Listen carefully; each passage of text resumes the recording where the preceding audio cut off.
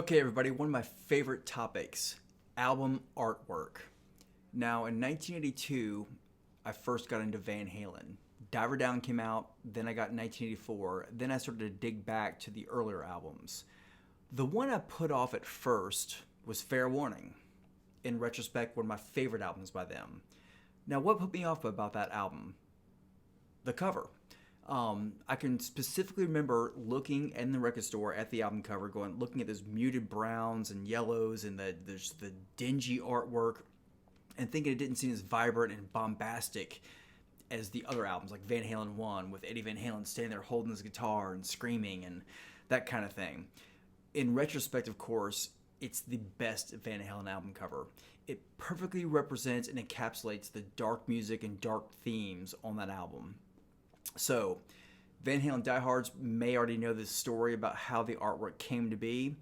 And some of you don't, here you go. Here's a little bit of background. That album cover is a detail from a painting called The Maze, painted in the 1950s by Canadian artist William Kurelic. It was painted in gouache, which is a sort of opaque watercolor. I do have an art background. Nothing extensive, just enough to let me banter about in an art gallery museum and say, oh, I don't like Rococo, or I like Impressionism, but Pointillism is too sharp a focus for me. But anyway, so William Kurelic was born in 1927, a Canadian painter of Ukrainian origin. His family lost their farm in the Depression. He ended up moving to London in his 20s and was soon diagnosed with depression, checked himself into a psychiatric hospital, and was eventually diagnosed with schizophrenia. He painted this painting, The Maze, which features on Fair Warning, when he was in his late 20s. The whole painting, as you see here, depicts himself, basically, laying in a field with his skull split open. The scenes on this half of the skull depict various scenes from his past life and future life. You've got the man banging his head against the wall.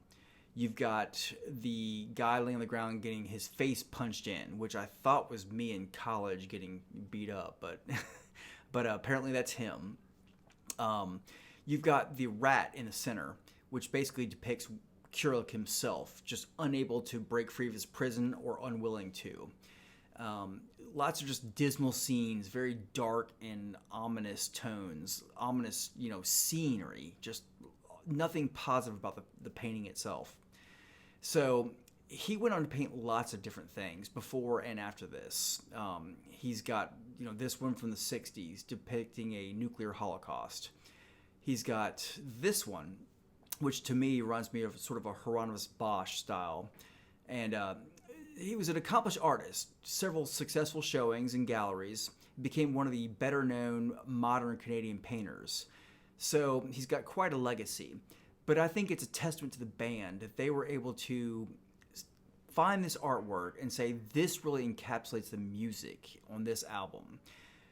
It was definitely their least successful album at the time. It sold a couple million albums to date. Hasn't been certified in a long time, but at the time it was their least successful album. But of course, that's by Van Halen standards. But I think that over the test of time, it's really stood up because it really demonstrates the tone of the music, the themes, and I think they were forward thinking to say this encapsulates this music. So. What are some of your favorite album covers? I'm planning on covering some more, maybe some Roger Dean, some other album, famous artists who have done prominent artwork for bands. So I'd love to hear about what albums you'd like to hear, what the origins of that artwork came from.